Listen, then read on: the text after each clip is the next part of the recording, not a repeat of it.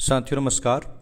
Last 30 days बचे हैं prelims को लेकर और बहुत ही क्रूशियल डेज़ होते हैं लास्ट के, जो भी 30 डेज़ हों, 20 डेज़ हों, 25 डेज़ हों, क्योंकि इस समय परेटो प्रिंसिपल काम करता है। आपने जो परेटो प्रिंसिपल का साफ साफ कहना है और यहाँ बिल्कुल अप्लाई होता है। अगर आपने देखा भी होगा कि आपकी जो 20% की अभी मेहनत है वो आपको 80% आउटपुट दे सकती है। क्योंकि आपने देखा होगा एक साल पहले आपने क्या पढ़ा है वो बहुत धुंधला धुंधला याद होगा, क्योंकि और आज आप जो पढ़ेंगे, कल जो आप पढ़ेंगे वो बहुत आसानी से याद रहेगा। तो ज़रूरत इस बात की है कि आप जो भी आपके पास रिसोर्सेस अवेलेबल हैं सभी सब्जेक्ट्स में डिसप्रोपोर्शनेट कहें विद सिंगल कोट तो आप दीजिए, यानी कि जिसको जितना टाइम ज़रूरत है बेस्ड ऑन दी PYQs आप उसको उतना टाइम दीजिए।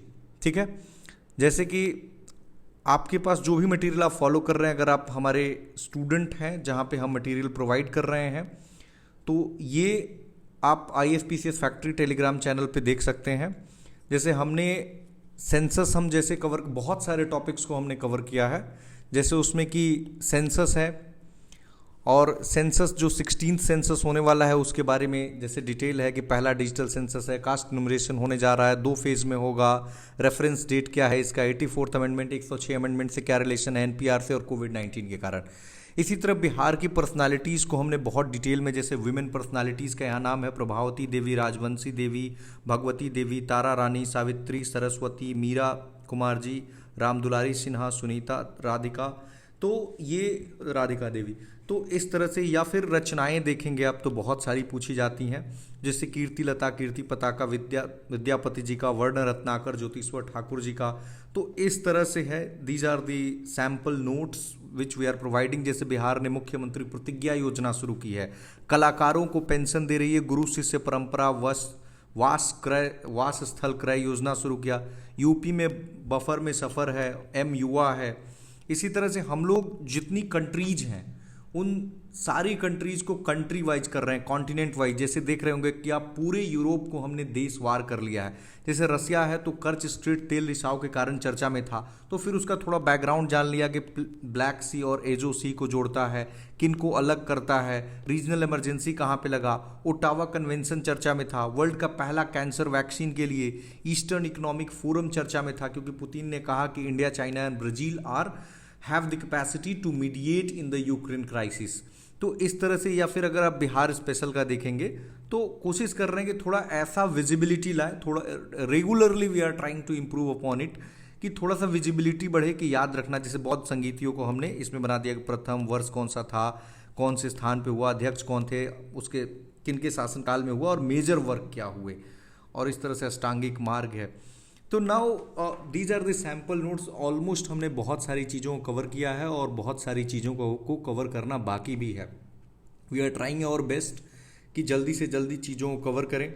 ओके, बट जल्दबाजी के चक्कर में हम क्वालिटी को कॉम्प्रोमाइज़ नहीं करेंगे। एक आध जगह चीज़ें अगर मिस्टेक हो भी जाती हैं, बहुत सारे फैक्ट्स होते हैं तो हम उसको करेक्ट कर देंगे। ओके, देखिए हम थोड़ा सा रणनीति पे बात करते हैं कि अभी आपको क्या करना चाहिए। देखिए मेरे समझ से ना आपको PYQ का बहुत अच्छे से रटा रटाया होना चाहिए कि BPSC चाहता क्या है, क्योंकि कोई भी एग्जामिनर जब उसको पेपर सेट करने को दिया जाएगा तो उसके मन में, अगर मुझे भी पेपर सेट करने को कोई भी बॉडी XYZ आप कहेंगे तो सबसे पहले मैं क्या करूँगा, सबसे पहले मैं देखूंगा कि उसका सिलेबस क्या है, फिर मैं देखूंगा कि पीछे उसमें क्या प्रश्न आता रहा है और कितना एरिया तक वो जाता रहा है, मतलब उसकी डिफिकल्टी लेवल क्या है, मैं भी उसी के अनुसार सेट करूंगा। अब सिपाही का पेपर और UPSC का पेपर दोनों बराबर तो नहीं हो सकता ना। तो कहने का आशय यह है कि कोई भी जो पेपर सेटिंग कमेटी में होगा उसको भी इस चीज़ को ध्यान में रखना होता है कि पीछे का ट्रेंड क्या है।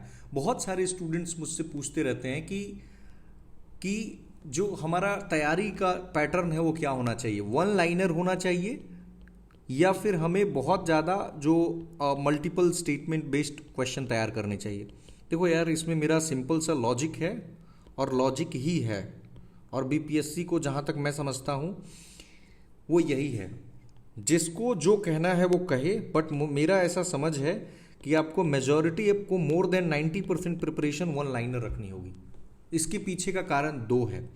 पहला चीज आप बीपीएससी का हिस्ट्री उठाकर देख लीजिए। दूसरा चीज 2 घंटे में आप खुद सोच के देखो 150 क्वेश्चन अटेम्प्ट करने हैं, और अगर आप देखोगे कि यूपीएससी को 2 ही घंटे में मात्र 100 क्वेश्चन अटेम्प्ट करने पड़ते हैं, और तब भी समय कम पड़ जाता है। क्यों? क्योंकि यहाँ पे करीब आधे क्वेश्चन मान के चलते 40 या 50 क्वेश्चंस कम से कम मल्टीपल स्टेटमेंट बेस्ड होते हैं। यूपीएससी में भी वन लाइन के क्वेश्चन होते हैं कई बार कि वर्ल्ड हेरिटेज साइट किसको घोषित कर दिया गया है, जैसे 2024 में ही पूछा। बहुत सारी चीज़ों को पूछ लिया जाता है। और जहाँ तक करंट अफेयर्स का सवाल है, अगर हम बजट और इकोनॉमिक सर्वे को छोड़ दें 1 साल की, तो वो भी वन लाइनर ही करंट अफेयर्स के सवाल पूछे जाते रहे कि इसका थीम क्या था, ये कहाँ पे ऑर्गेनाइज हुआ, यहाँ से चुनाव जीता तो कौन से कॉन्स्टिट्यूएंसी से चुनाव जीता, ये समिट कहाँ पे ऑर्गेनाइज हो रही है, ये इसके लेखक कौन है। उसमें बहुत नहीं पूछ रहा है कि विथ रेफरेंस टू, जैसे मान लो कोई सा भी यहाँ हम किताब ले लेते हैं कि विथ रेफरेंस टू कीर्ति लता या कीर्ति पताका कंसीडर द फॉलोइंग स्टेटमेंट्स, कि कीर्ति पताका वॉज रिटन बाय चंदेश्वर इस तरह दे दिया, या विद्यापति का नाम दे दिया, it was written on such and such date. तो इतना डिटेल में वो नहीं जाते हैं।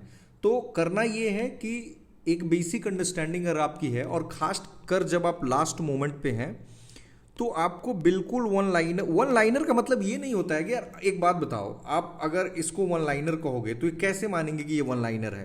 प्रभावती देवी जी के बारे में अगर हम कहते हैं कि जयप्रकाश नारायण से इनकी शादी होती है, जो लॉयर थे ब्रजकिशोर प्रसाद जी, ये फ्रीडम फाइटर भी थे, ये सिवान के थे, तो इनकी पुत्री थी ये। महिला चरखा समिति को इस्टेब्लिश किया था इन्होंने ताकि गांधी जी के जो स्पिनिंग व्हील मूवमेंट है उसको कंटिन्यू किया जाए।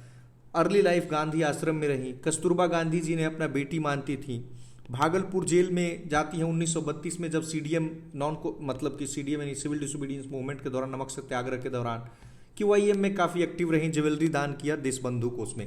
क्या इसे वन लाइनर आप मानते हो? देखो, वन लाइनर है भी और वन लाइनर नहीं भी है, बट मेरा समझ ये है कि तैयारी आपको अभी इसी पैटर्न पे करनी चाहिए कि मेजॉरिटी ऑफ दी, देखो आपका प्रीलिम्स में क्या होता है ना कि एरिया बहुत बड़ा है और डेप्थ बहुत कम है, यानी कि डेप्थ कम है और एक्सपेंस ज़्यादा है। तो आपको भी प्रिपरेशन, मतलब कि पूरा महासागर है, उसमें से थोड़ा सा एक छोटा सा कोई चीज़ पूछ लिया, उसके बारे में वो बहुत डिटेल में नहीं जाएगा। इंक्लूडिंग आप साइंस की भी बात करोगे तो उसमें भी एक ही फैक्ट एक सवाल में पूछता है। ये नहीं पूछेगा कि एक ही सवाल में 4 फैक्ट एक ही टॉपिक पे पूछ रहा है। अगर एक ही टॉपिक पे 4 सवाल पूछता तब आपको बहुत डिटेल नॉलेज की ज़रूरत थी। तो ये क्वेश्चन पे हम इसलिए बार बार बात कर रहे हैं और इतना ज़्यादा बात कर रहे हैं क्योंकि ये बहुत बार पूछा गया है कि क्या हम अपने प्रिपरेशन को कैसे कंटिन्यू करें। आपको मानना है आप मानिए, नहीं मानना है तो आप जिस पैटर्न पे प्रिपरेशन कर रहे हैं please continue that. But my understanding says कि कुछ क्वेश्चंस हो सकते हैं 3 से 4, 5, 10% हम ले लेते हैं मैक्सिमम, वो हो सकते हैं। और अगर आप ऐसे पैटर्न पे तैयारी करते हो, जैसे मान लो मैंने वो एग्जांपल दिया, आप रसिया का ही ले लो, ये वन लाइनर है क्या? कर्च स्ट्रेट के बारे में इतनी सारा इन्फॉर्मेशन है कि फेडरल इमरजेंसी डिक्लेयर किया गया, ऑयल स्पिल होता है ब्लैक सी में, दिसंबर 2024 का न्यूज़ है, समझने के लिए है, उतना रटने की जरूरत नहीं कि दिसंबर 2024 का न्यूज़ है। ब्लैक सी को एजो सी से जोड़ता है और ओनली वाटरवे है, और सेपरेट करता है कर्च पेनिनसुला जो क्रीमिया का है रसिया के तमान पेनिनसुला से, और रीजनल इमरजेंसी लगती है क्रास्नोदार जो सदर्न रसिया का पार्ट है। तो एक चीज़ के बारे में हमने बहुत सारे, अब इसके बारे में बहुत ज़्यादा जानने की क्या ज़रूरत है। वर्ल्ड का पहला कैंसर वैक्सीन, इसमें कितना इन्फॉर्मेशन जानोगे, उस पर रिसर्च तो करना नहीं है। तो मेरा कहना है कि जितना इन्फॉर्मेशन काम का है उतना जानिए। जैसे समिट्स हैं, G20 है, जो बड़ी बड़ी चीज़ें उनके बारे में आप कुछ इन्फॉर्मेशन जानिए। 4, 5, 6, 7 चलता है कि ब्रिक्स है, G20 है, अगर आप क्वाड को ले लें तो आसियान को ले लें, बिम्स्टेक को ले लें, इस तरह की जो ऑर्गेनाइजेशंस हैं इनके बारे में आप थोड़ा जानिए, इनके बारे में समझिए। बट रैंडम फैक्ट्स के बारे में बहुत इन्फॉर्मेशन और बहुत ज़्यादा PhD करना मेरे समझ से ठीक बात नहीं है।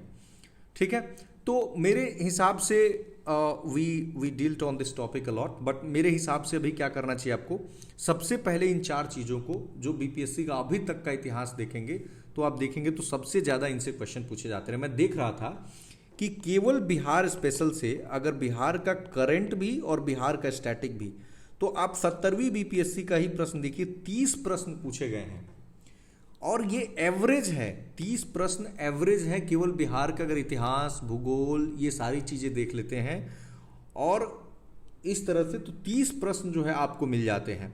तो मेरा ये कहना है कि सबसे पहले करंट को मैं हमेशा से, आप मेरा पहले का भी वीडियो देख सकते हैं, शुरू से मैं फर्स्ट प्रायोरिटी करंट अफेयर को, क्योंकि ये हर स्टूडेंट के लिए नया होता है और बहुत ही ज़्यादा भूलने की पॉसिबिलिटी होती है। इतिहास में आपने हर किसी के बारे में थोड़ा थोड़ा, या पॉलिटी हर कोई थोड़ा थोड़ा प्रीवियस अटेम्प्ट में भी या अपने स्कूल के दौरान भी कुछ ना कुछ पढ़ा है, लेकिन ये करंट अफेयर्स आपको नहीं मिला है। उसके बाद आप बिहार स्पेशल को पढ़ें, इसमें करंट अफेयर्स और स्टैटिक इन दोनों पोर्शन को आप तैयार करेंगे। इसके बाद बहुत इंपॉर्टेंट सेक्शन हिस्ट्री हो जाता है और उसके बाद इंपॉर्टेंट सेक्शन साइंस है और साइंस एंड टेक है। तो हम जो करंट अफेयर्स कर रहे हैं तो उसमें हम थीम वाइज भी कर रहे हैं और कंट्री वाइज हो, स्टेट वाइज हो और बिहार का डिस्ट्रिक्ट वाइज हो। मतलब इस तरह से हम ट्राई कर रहे हैं कि कॉन्साइज तो हो, बट कॉन्साइज के चक्कर में ऐसा ना हो कि कुछ छूट जाए। एंड आई ऑलवेज बिलीव कि आपको अगर स्मार्ट वर्क का मतलब कभी भी ये नहीं होता है कि आप अपना हार्डवर्क छोड़ देंगे। आप जब तक हार्डवर्क नहीं करेंगे स्मार्ट वर्क का, आपको पता ही नहीं चलेगा कि स्मार्ट वर्क करना कैसे है। और इस कट थ्रोट कंपटीशन में आप नहीं करेंगे हार्डवर्क, कोई और करेगा, और आपको पता है कि सीटें कितनी कम होती हैं किसी भी कंपटीशन में। आप इतनी कम सीट के लिए अगर फॉर्म अप्लाई कर रहे हैं, इसका मतलब कि आप आपकी बेसिक मैथमेटिक्स ठीक है। आप समझ पा रहे होंगे मैं क्या कह रहा हूँ। ओके, तो साइंस एंड टेक भी हम लोग अपने करंट अफेयर्स में ही इंक्लूड कर दिए हैं, क्योंकि अगर 69th बीपीएससी देखेंगे तो इसमें साइंस की बजाय साइंस एंड टेक पे बहुत सवाल था कि वैक्सीन के बारे में, स्पेस साइंस के बारे में, इन सब चीज़ों पे बहुत सवाल आया था। तो अभी हम अपलोड करेंगे कल या परसों 1-2 दिन में, जो हेल्थ से रिलेटेड, जैसे स्पेस साइंस से रिलेटेड हमने कर लिया है, हेल्थ से रिलेटेड और डिफेंस से रिलेटेड जो भी साइंस एंड टेक्नोलॉजी में घटनाएं घटी हैं पिछले 1 से 1.5 साल में, उसको कवर करेंगे। एक और सवाल बहुत सारे लोगों, मैं यहाँ सवाल को भी एड्रेस कर देता हूँ, बहुत सारे लोगों ने पूछा था कि जो इधर का करंट अफेयर है यानी 2025 का और खासकर इधर का, तो वो कैसे पता चलेगा कि इस करंट अफेयर्स में कौन सा है। फ्रेंड्स, आपसे ज़्यादा हम चिंतित हैं, और जो हमने करंट अफेयर्स तैयार किया है, हमने एक पैटर्न रखा है कि 70% जो वेटेज है वो 2025 को ही हमने दिया है, और 20% वेटेज अगस्त से लेकर के सितंबर से, मान के चलिए सितंबर, अगस्त, सितंबर से लेके और दिसंबर तक का दिया है, और 10% ही वेटेज 2024 के इससे पहले के, यानी प्रायर टू अगस्त हमने 10% या इवन लेस देन 10% लिया है। बट अगर कोई वेरी इंपॉर्टेंट न्यूज़ है, जैसे कि मान लीजिए कि शारदा सिन्हा जी हैं, तो शारदा सिन्हा जी को अगर कोई अवार्ड मिला हुआ है, या मान लीजिए कि कर्पूरी ठाकुर जी हैं, इनको अगर कुछ मिला है, तो इस तरह से चीज़ों को, जैसे कि 2024 में आप देखेंगे तो इनको भारत रत्न मिला और बिहार से हैं।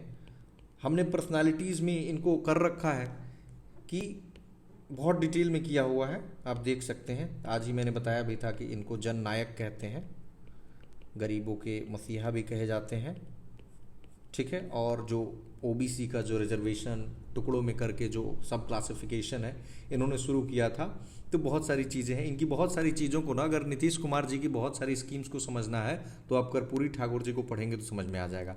तो ये आप काम कर लीजिए। नाउ लास्ट 30 डेज पे हम आते हैं। देखिए, सबसे पहले आप एक काम कीजिए, आप अपना शेड्यूल बना लीजिए कि हमको इस सब्जेक्ट को इतना देना, इस सब्जेक्ट को, बिना प्लानिंग के। आप एक बात बताओ, आप एक सब्जी बनाते हो तो सब्जी में ऐसा थोड़ा होता कि जब मन किया कुछ भी डाल दिया, फिर वो बनेगा टेस्टी? नहीं बनेगा। पढ़ाई में भी वही चीज़ है। एक बजट भी आता है, इकोनॉमिक सर्वे आता है, सरकार इतनी प्लान करती है और उसके बाद कि हम इतना इस क्षेत्र में खर्च करेंगे, इतना, ठीक है, वो प्लानिंग में सरकार को भी बदलना पड़ता है। आपने कई सारे टर्म्स उसके लिए संविधान में सुने भी हैं कि एक्सेस ग्रांट है, सप्लीमेंट्री ग्रांट है, दुनिया भर की ग्रांट्स होती हैं, तो उसको वो लोग करते हैं। ओके, रिवीजन का आपका ऐसा होना चाहिए ना कि बिल्कुल चीज़ें जुबान पे आ जाए।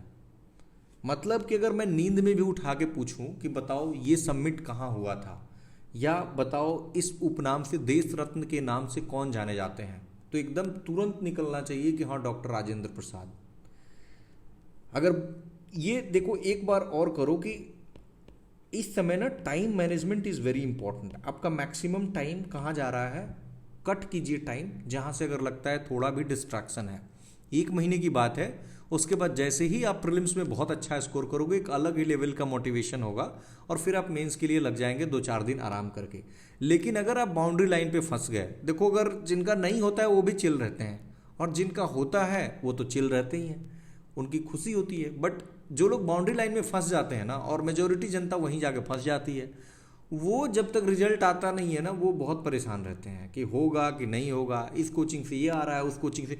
मैं कह रहा हूँ कि 10 नंबर एक्स्ट्रा ही लाओ ना आप, जितना कट ऑफ सब लोग बताएंगे ना कि प्रीलिम्स जैसे ही ख़त्म होगा कि इतना कट ऑफ जाएगा, इस बार जो है 91 कट ऑफ जाएगा, 92 कट ऑफ जाएगा, इस तरह से। तो आप उससे 100 प्लस लाइए, 98 लाइए, 97 लाइए, मतलब कि एकदम उससे बाहर रहना, ठीक है।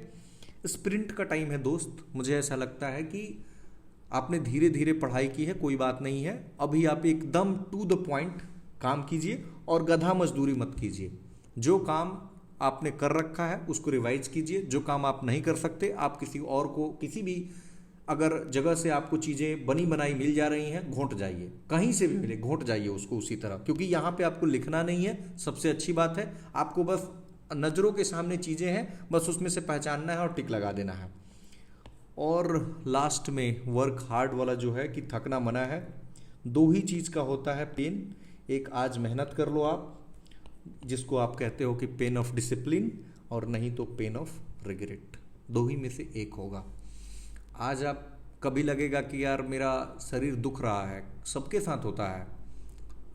मंगलवार को मेरा फास्टिंग रहता है और आज मंगलवार है, और मैं सुबह से फ्रूट्स एक बार और मतलब 2 बार थोड़ा थोड़ा लिया हूँ, और स्टिल आई एम एनर्जेटिक, और बहुत सारे काम किए हैं। मतलब यू वोंट बिलीव कि मतलब स्लीपिंग तो इतना कट हो गया है कि जो मतलब I am not exaggerating it, कि मोदी जी वाला जो स्लीप है उस टाइप में मैं चल रहा हूँ।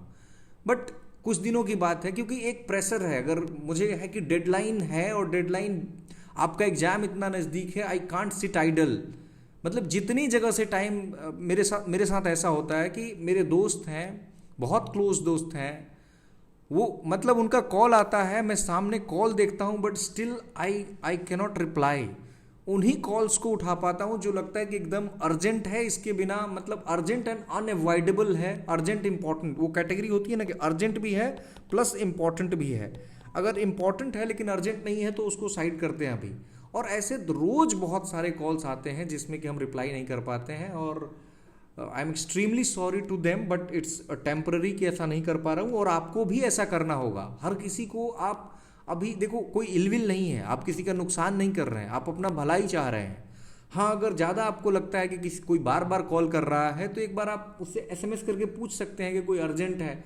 आप पूरी तरह से अपने आप को झोंकिए, ये टाइम है कि पूरी तरह से आप अपने आप को प्रिपरेशन मोड में लाएं, और पेन ऑफ रिग्रेट नहीं रह जाए कि यार देखो, मेजोरिटी लोग मैं देखता हूँ कि बस बाउंड्री पे जाकर चूक जाते हैं। जो लोग वर्किंग हैं, मतलब वर्किंग इन द सेंस कि जो लोग हार्ड वर्किंग हैं, जो लोग स्मार्टली वर्क कर रहे हैं अपने प्रिपरेशन में, डेली डिवोट कर रहे हैं अपने टाइम को, तो वो नौबत क्यों आने देना है? आप क्यों नहीं एक्स्ट्रा मेहनत कर रहे हो? कट ऑफ जैसे मान लो 91 ही तो जा रहा है, तो 150 में है ना गैप अभी। तो मैं ये थोड़े कह रहा हूँ कि आपको 130 लाना, 120 महारत क्यों, प्रीलिम्स का उतना मास्टर क्यों बनना है, आपको टीचर थोड़े बनना है। तो आप काम करो कि आप कट ऑफ पार कर जाओ, और फिर आप टोटल एनर्जी मेंस पे लगाओ। बट अभी अगर आप प्रीलिम्स पे नहीं लगाओगे तो फिर वो प्रॉब्लम में फंस जाओगे आप। और पीवाईक्यू मैंने कहा ना, बस उसको रोज ना आपको ये काम करना है कि 30 मिनट देख लेना है। मतलब ना टाइम हो तो 20 मिनट भी देख लीजिए, और ना हो तो एक ही बार में आप देख लीजिए। मतलब आप अपना सुविधा देख लीजिए। बस मेरा ये कहना है कि आपको ट्रैक से नहीं हटना है। अगर आप नहीं, तो क्या होता है ना कि आपको मार्केट में दुनिया भर की चीज़ें मिलेंगी। देखो कि पीएचडी कर लो, मेरा मानना है कि अगर वन लाइनर से काम चल रहा है तो मैं पीएचडी क्यों करूं? अगर आप यूपीएससी की करंट अफेयर आप मुझसे मांगते तो मैं कभी भी वन लाइनर प्रोवाइड नहीं करता। बट बीपीएससी का इसीलिए मैं कह रहा हूं कि पीवाईक्यू देखो, कि करंट अफेयर्स के क्वेश्चन या फिर जो बिहार स्पेशल के क्वेश्चन हैं वो देखोगे कितने लाइन में पूछे गए हैं, तो इससे समझ में आ जाएगा कि हमको कितना मेहनत करना है। एक बात बताओ, अगर आप हर चीज़ पे पीएचडी करोगे तो जाहिर सी बात है जो इतना बड़ा एरिया कवर करना है वो नहीं कवर होगे, इतना बड़ा एरिया कवर होगा लेकिन इसमें पूरा कवर कर लोगे। बट हम क्या करेंगे कि नहीं, हमें जो काम का दिखेगा हम वो dot dot dot dot cover करेंगे, आगे बढ़ते चले जाएंगे, क्योंकि सारे सब्जेक्ट्स को देखना है ना। 8 सब्जेक्ट्स हैं हमारे पास। ओके, और एलिमिनेशन पे हम आपको एक बार और बात करेंगे, क्वेश्चंस लेकर के बात करेंगे, या ऐसे भी बता देंगे कि कैसे एलिमिनेट करना है। और ये आप अपना खुद से प्रैक्टिस कीजिए कि कैसे। जैसे कि मान लीजिए कि यू बीपीएससी में बहुत कम काम करता है। बट एलिमिनेशन का या कॉमन सेंस का मतलब है, जैसे कहीं कहीं दिया रहता है ना कि कोई भी एक्सट्रीम सा ऑप्शन है या डेटा बेस्ड होता है, तो डेटा में गलत देने का संभावना ज़्यादा होता है, बट ये अगेन रिस्की हो जाता है। मतलब मेरा ये मानना है ना, या फिर कुछ सवाल जैसे नहीं दिया रहता है तो आप उसको गलती मत कीजिएगा, नॉट, इनकरेक्ट, इस तरह की मतलब छोटी छोटी जो सिली मिस्टेक्स आप जिसे कहते हैं, बेसिकली एलिमिनेशन नहीं कहेंगे, सिली मिस्टेक कहेंगे, वो मत कीजिएगा। बाकी हम देखते हैं कि एलिमिनेशन में क्या, एलिमिनेशन काम करता है। एलिमिनेशन मतलब क्या होता है, कॉमन सेंस होता है। जैसे अगर कोई सवाल पूछा तो देखोगे आसपास कौन हो सकता है या रिलेटेड डेटा अपना आपने कौन सा पढ़ा था, उसके बेसिस पे आप एलिमिनेट कर सकते हो। इसको हम लोग सेपरेटली बात करेंगे, ठीक है फ्रेंड्स। आई होप कि बहुत सारी चीज़ें आपको क्लियर हुई होंगी कि आपकी कोर थीम्स क्या है, लास्ट 30 डेज में क्या करना है, और बाकी मैं यही कहूँगा कि लास्ट मोमेंट है और इसमें चूकना नहीं है। आप अपनी मेहनत को जारी रखें। All the best, thank you very much.